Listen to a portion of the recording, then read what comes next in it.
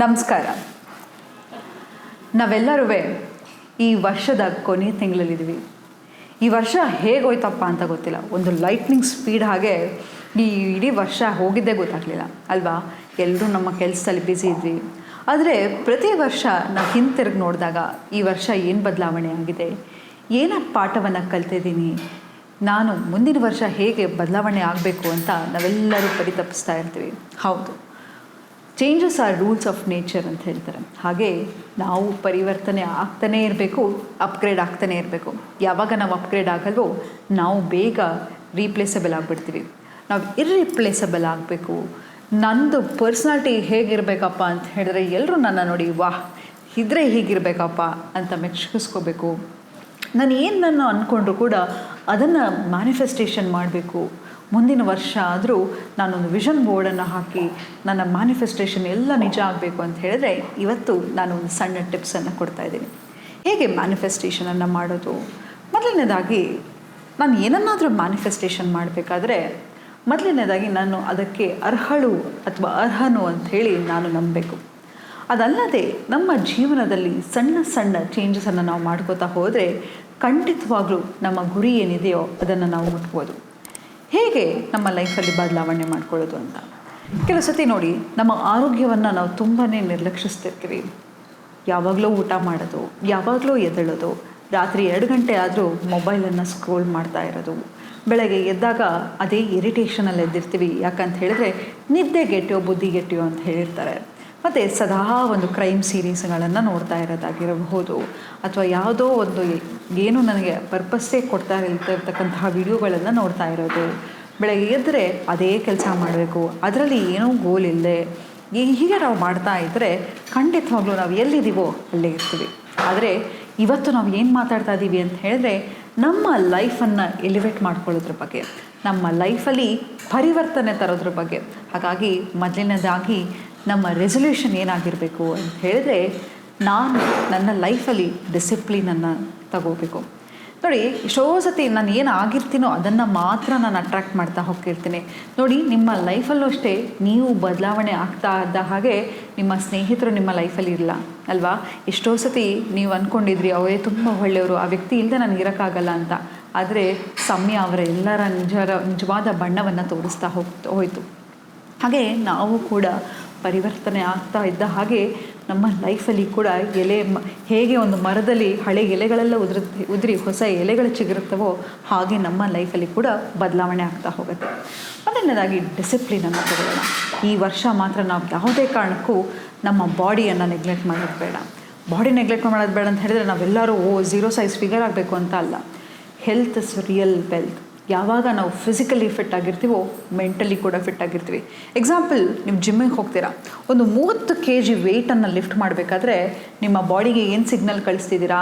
ಅಪ್ಪ, ಈ 30 kg ಏನು ವೆಯ್ಟ್ ಇದೆಯೋ ಅದು ಟೆಂಪ್ರರಿ.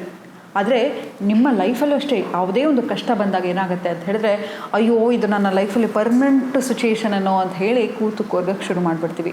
ಯಾವುದೇ ಥರ ಪ್ರಾಬ್ಲಮ್ ಆಗಿರಲಿ ನಮ್ಮ ಲೈಫಲ್ಲಿ ಪರ್ಮನೆಂಟ್ ಅಲ್ಲ. ನೋಡಿ, ನಾನು ಬೆಳಗ್ಗೆ ಅಳ್ತಾ ಇದ್ದೆ ಅಂತ ತಿಳ್ಕೊಳ್ಳೋಣ, ಮಧ್ಯಾಹ್ನ ಹೊತ್ತಿಗೆ ಏನೋ ಒಂದು ವಿಷಯ ಬರುತ್ತೆ, ನಗ್ತೀವಿ ಅಲ್ವಾ? ಇಡೀ ದಿನ ಅಳ್ತಾ ಇದ್ರೆ ಏನಾಗುತ್ತೆ, ಇಡೀ ದಿನ ನಗ್ತಾ ಇದ್ರೆ ಏನಾಗುತ್ತೆ? ಹಾಗೆ ನಮ್ಮ ಎಮೋಷನ್ಸ್ ವೇರಿ ಆಗ್ತಾ ಹೋಗುತ್ತೆ, ನಮ್ಮ ಪರಿಸ್ಥಿತಿಗಳು ಕೂಡ ಜೀವನದಲ್ಲಿ ಬದಲಾಗ್ತಾ ಹೋಗುತ್ತೆ. ಯಾವಾಗ ನೀವು ನಿಮ್ಮ ದೇಹವನ್ನು ದಂಡಿಸಲಿಕ್ಕೆ ಶುರು ಮಾಡ್ತಿರೋ, ಯಾವುದೇ ನಿಮ್ಮ ಲೈಫಲ್ಲಿ ಎಂಥದೇ ಒಂದು ಪರಿಸ್ಥಿತಿ ಬರಲಿ ಅದು ಟೆಂಪರರಿ ಅಂತ ನಿಮ್ಮ body and mind works hand in hand. So ಹಾಗಾಗಿ ನೀವು ಯಾವಾಗ ವರ್ಕೌಟನ್ನು ಮಾಡ್ತೀರಾ, ನಿಮ್ಮ ದೇಹವನ್ನು ಅಚ್ಚುಕಟ್ಟಾಗಿ ಇಟ್ಕೋತೀರಾ, ನೋಡೋರು ಕೂಡ ನಿಮ್ಮನ್ನು ತುಂಬ ಸೀರಿಯಸ್ ಆಗಿ ತಗೋತಾರೆ. ಎಷ್ಟೋ ಸತಿ ನೀವು ನೋಡಿರ್ಬೋದು, ನೀವು ಒಂದು 5 ಜನ ಫ್ರೆಂಡ್ಸ್ ಇರ್ತಾರೆ, ಯಾರೋ ಒಬ್ಬರು ಸ್ವಲ್ಪ ಗುಂಡೋಗಿದ್ರೆ ಅವನನ್ನು ಎಷ್ಟು ಹೆಸರುಗಳಲ್ಲಿ ರೇಗಿಸ್ತಾ ಹೋಗ್ತೀವಿ, ಏನೇನು ಮಾತುಗಳನ್ನ ಆಡ್ತಾ ಹೋಗ್ತೀವಿ ಅಲ್ವಾ? ಯಾರು ಫಿಟ್ಟಾಗಿರ್ತಾರೋ ಅವರನ್ನು ತುಂಬ ಸೀರಿಯಸ್ ಆಗಿ ತಗೊಳ್ತಾರೆ ಜನ. ಹಾಗಾಗಿ ನಾವು ಫಿಟ್ಟಾಗಿ ಇರೋಣ. ನಂತರ ಏನಪ್ಪ ಅಂತ ಹೇಳಿದ್ರೆ, ಬರೀ ಬಾಡಿ ಫಿಟ್ಟಾಗಿರೋದಲ್ಲ, ಮೈಂಡ್ ಫಿಟ್ನೆಸ್ಸು ಕೂಡ ಮೋಸ್ಟ್ ಇಂಪಾರ್ಟೆಂಟ್. ಇವತ್ತೇ ನಿಮ್ಮ ಮೊಬೈಲಲ್ಲಿ ಒಂದು ಅಲಾರ್ಮ್ ಇಟ್ಕೊಳ್ಳಿ.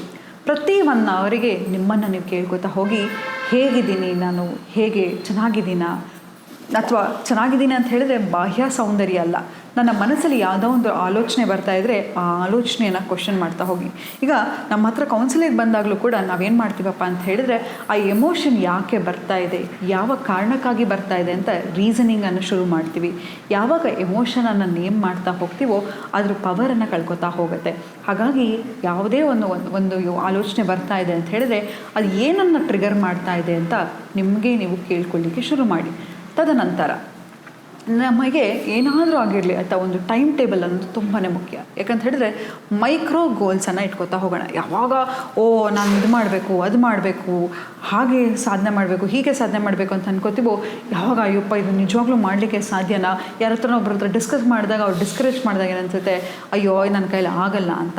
ಹಾಗಾಗಿ ಅಂಥ ತಪ್ಪನ್ನು ಮಾಡಲಿಕ್ಕೆ ಹೋಗಬೇಡಿ. ಯಾವಾಗಲೂ ಅಷ್ಟೇ ಒಂದು ಮೈಕ್ರೋ ಗೋಲ್ಸನ್ನು ಇಟ್ಕೊಳ್ಳೋಣ. ಎಕ್ಸಾಂಪಲ್, ಈ ತಿಂಗಳು ನಾನು 50,000ನೋ 1,00,000ನೋ ದುಡಿಬೇಕು, ಅದಕ್ಕೆ ಏನು ಮಾಡ್ತಾ ಹೋಗಬೇಕು. ಈಗ ಒಂದು ಪ್ರಾಬ್ಲಮ್ ಇದೆ ಅಂತ ಹೇಳಿದ್ರೆ ಅದಕ್ಕೆ ಪಾಸಿಬಲ್ ಸೊಲ್ಯೂಷನ್ಸನ್ನು ಬರಿತಾ ಹೋಗಿ, ಅದರ ಪ್ರಕಾರವಾಗಿ ನಡ್ಕೋತಾ ಹೋಗಿ. ನೋಡಿ, ಯಾವಾಗಲೂ ಅಷ್ಟೇ ನಿಮ್ಗೆ ಯಾವುದೇ ಒಂದು ಲೈಫಲ್ಲಿ ಒಂದು ಪ್ರಾಬ್ಲಮ್ ಇದೆ ಅಂತ ಹೇಳಿದ್ರೆ ಅದನ್ನು ಬರಿತಾ ಹೋಗಿ. ಯಾಕೆ ಬರಿಬೇಕು? ನಮ್ಮ ಸುಪ್ತ ಮನಸ್ಸಲ್ಲಿರೋದು ಕಾನ್ಷಿಯಸ್ ಮೈಂಡಿಗೆ ಬರ್ತಾ ಹೋಗುತ್ತೆ. ಆಗ ಆ ಆಲೋಚನೆಗಳೆಲ್ಲವೂ ದೂರ ಆಗ್ತಾ ಹೋಗುತ್ತೆ. ತದನಂತರ ಈಗ ಎಕ್ಸಾಂಪಲ್, ಈ ಇಡೀ ವರ್ಷ ಒಂದು ವಿಷನ್ ಬೋರ್ಡನ್ನು ಮಾಡೋಣ. ಹೇಗೆ ಈ ವಿಷನ್ ಬೋರ್ಡ್ ಮಾಡೋದು ಅಂತ ಹೇಳಿದ್ರೆ, ನೋಡಿ, ಸೀಯಿಂಗ್ ಎಸ್ ಬಿಲೀವಿಂಗ್ ಅಂತ ನಮಗೆಲ್ರಿಗೂ ಗೊತ್ತು. ನಾವು ಏನನ್ನು ನೋಡ್ತಾ ಇರ್ತೀವೋ ಅದನ್ನು ನಂಬಲಿಕ್ಕೆ ಶುರು ಮಾಡ್ತೀವಿ. ಎಕ್ಸಾಂಪಲ್, ನೀವೊಂದು ಮನೆಯನ್ನು ತೊಗೊಳ್ಬೇಕು ಅಂತ ಇರ್ತೀರ, ಅಥವಾ ಈ ವರ್ಷ ಒಂದು ಹುಡುಗಿ ಸಿಕ್ಕು ಅಥವಾ ಒಂದು ಹುಡುಗ ಸಿಕ್ಕಿ ಎಂಗೇಜ್ಮೆಂಟ್ ಆಗಬೇಕು ಅಂತ ಇರುತ್ತೆ. ಒಂದು ರಿಂಗ್ ಹಾಕೋದಾಗಿರಬಹುದು, ಅಥವಾ ಒಂದು ಮನೆಯ ಫೋಟೋವನ್ನು ಹಾಕೋದಾಗಿರ್ಬೋದು, ನಿಮಗೆ ಬೇಕಾದ ಕೆಲಸವನ್ನು ಹಾಕೋದಾಗಿರ್ಬೋದು, ಬೇಕಾದ ಡಿಗ್ರಿಯನ್ನು ಹಾಕೋದಾಗಿರ್ಬೋದು, ನೀವು ಎಲ್ಲೋ ಟ್ರಾವೆಲ್ ಮಾಡಬೇಕು ಅಂತಿರ್ತೀರ. ಇದೆಲ್ಲವನ್ನು ಒಂದು ಬ್ಯೂಟಿಫುಲ್ ಕೊಲಾಜ್ ಆಗಿ ಮಾಡಿ ನೀವು ಬೆಳಗ್ಗೆ ಎದ್ದ ತಕ್ಷಣ ನೋಡಬೇಕು ಅಂಥ ಜಾಗದಲ್ಲಿ ಇಡಿ. ಯಾವಾಗ ಬೆಳಗ್ಗೆ ಎದ್ದು ಅದನ್ನು ನೋಡ್ತಾ ಹೋಗ್ತೀರಾ, ಅದನ್ನು ಅಫರ್ಮೇಷನ್ ಹೇಳ್ತಾ ಹೋಗ್ತೀರಾ ಅಂತಂದರೆ, ಅಫರ್ಮೇಷನ್ ಅಂತ ಹೇಳಿದರೆ ಎಕ್ಸಾಂಪಲ್, ಒಂದು degree, I am getting this degree with so and so grade, I am traveling here, ಎಲ್ಲವನ್ನು ಪ್ರೆಸೆಂಟ್ ಟೆನ್ಸಲ್ಲಿ I am marrying this person, ಅಥವಾ ಯಾರೇ ಒಂದು ಸ್ಪೆಸಿಫಿಕ್ ಪರ್ಸನ್ ಅಲ್ಲ, I am marrying a person who can accept me totally, who is very loyal to me, who is very kind to me. ಹೀಗೆ ಎಲ್ಲವನ್ನು present ಟೆನ್ಸಲ್ಲಿ ಹೇಳ್ತಾ ಹೋಗಿ. ಯಾವಾಗ ಇದನ್ನೆಲ್ಲವನ್ನೂ ಮಾಡ್ತಾ ಹೋಗ್ತೀರಾ, ನಿಮ್ಮ ಮೇಲೆ ನಿಮಗೆ ಗೊತ್ತಿಲ್ಲದ ಹಾಗೆ ನಂಬಿಕೆ ಬರ್ತಾ ಹೋಗುತ್ತೆ. ಇನ್ನೊಂದು ಮೋಸ್ಟ್ ಪವರ್ಫುಲ್ ಟೆಕ್ನಿಕ್ ಏನಪ್ಪ ಅಂತ ಹೇಳಿದ್ರೆ, ಕನ್ನಡಿ ಮುಂದೆ ಇದೆಲ್ಲವನ್ನು ಬರೀತಾ ಹೋಗಿ. ನಿಮ್ಮ ಬಗ್ಗೆ 5 ಒಳ್ಳೆಯ ವಿಷಯಗಳನ್ನಾಗಿರ್ಬೋದು, ನಿಮ್ಮ ಬಗ್ಗೆ ನಿಮ್ಗೆ ಏನು ಹೆಮ್ಮೆ ಇರುತ್ತೋ ಆ 5 ವಿಷಯಗಳನ್ನು ಕನ್ನಡಿ ಮುಂದೆ ಹಾಕಿ ಅದನ್ನೇ ನೋಡ್ತಾ ಹೇಳ್ತಾ ಹೋಗಿ ಜೋರಾಗಿ ಅಫರ್ಮೇಷನನ್ನು. ಖಂಡಿತ ನಿಮ್ಮ ಲೈಫಲ್ಲಿ ಬದಲಾವಣೆ ಆಗ್ತಾ ಹೋಗುತ್ತೆ. ಸೊ ಹಾಗಾಗಿ ನಮ್ಮ ಜೀವನದಲ್ಲಿ ಒಂದು ನಿರ್ದಿಷ್ಟವಾದ ಒಂದು ಗುರಿಯನ್ನು ಇಟ್ಕೊಳ್ಳೋಣ. ಯಾರಿಗೂ ಕಂಪೇರ್ ಮಾಡೋದು ಬೇಡ. ನಮ್ಮನ್ನು ನಾವು ಹೇಗೆ ನನ್ನ ಓಲ್ಡರ್ ವರ್ಷನಿಂದ ಬೆಟರ್ ವರ್ಷನ್ ಆಗಿ ಈ ವರ್ಷವನ್ನು ನಾವು ತಗೊಳ್ತಾ ಹೋಗೋಣ. ಸೊ ಇದೆಲ್ಲ ಸಣ್ಣ ಸಣ್ಣ ಚೇಂಜಸನ್ನು ಮಾಡ್ತಾ ಹೋದರೆ ನಮ್ಮ ಲೈಫಲ್ಲಿ ಖಂಡಿತ ಬದಲಾವಣೆ ಇರುತ್ತೆ ಅಂತ ಹೇಳ್ತಾ ಇವತ್ತಿನ ಸಂಚಿಕೆಯನ್ನು ನಾನು ಮುಕ್ತಾಯಗೊಳಿಸ್ತಿದ್ದೀನಿ. ಧನ್ಯವಾದಗಳು.